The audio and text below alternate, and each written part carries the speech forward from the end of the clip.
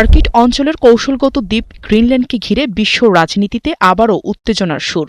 মার্কিন president Donald Trump Greenland অধিগ্রহণের বিভিন্ন পথ নিয়ে নতুন করে ভাবছেন, এমনটাই জানিয়েছে হোয়াইট হাউস।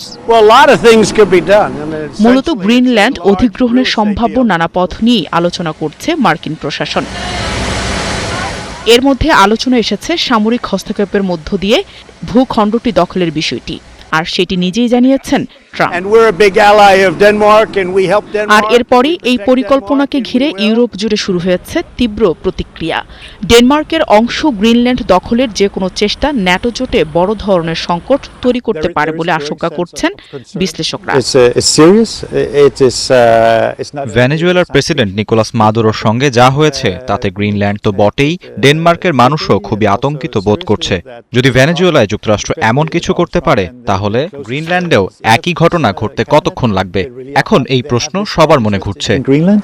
এদিকে জাতীয় নিরাপত্তার কারণে গ্রিনল্যান্ডকে গুরুত্বপূর্ণ বলে এক বিবৃতিতে উল্লেখ করেছে হোয়াইট হাউস।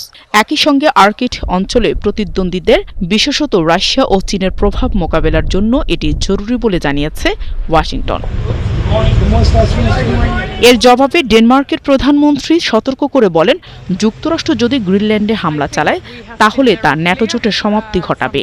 এছাড়া ফ্রান্স, জার্মানি, যুক্তরাজ্য সহ ইউরোপের 6টি দেশ ডেনমার্কের প্রধানমন্ত্রীর সঙ্গে যৌথ বিবৃতিতে জানিয়েছে, গ্রিনল্যান্ডের ভবিষ্যৎ নির্ধারণ করবে কেবল ডেনমার্ক ও গ্রিনল্যান্ডের জনগণই। এটি বিক্রি বা দখল হওয়া উচিত নয়। পাশাপাশি কানাডার প্রধানমন্ত্রী মার্ক কার্নি গ্রিনল্যান্ডের প্রতি সমর্থন জানিয়ে সেখানে উচ্চ পর্যায়ের প্রতিনিধি দল পাঠানোর ঘোষণা দিয়েছেন। একই সঙ্গে নর্ডিক দেশগুলোর পররাষ্ট্রমন্ত্রীরাও গ্রিনল্যান্ডের আত্মনিয়ন্ত্রণের অধিকারের পক্ষে অবস্থান নিয়েছেন।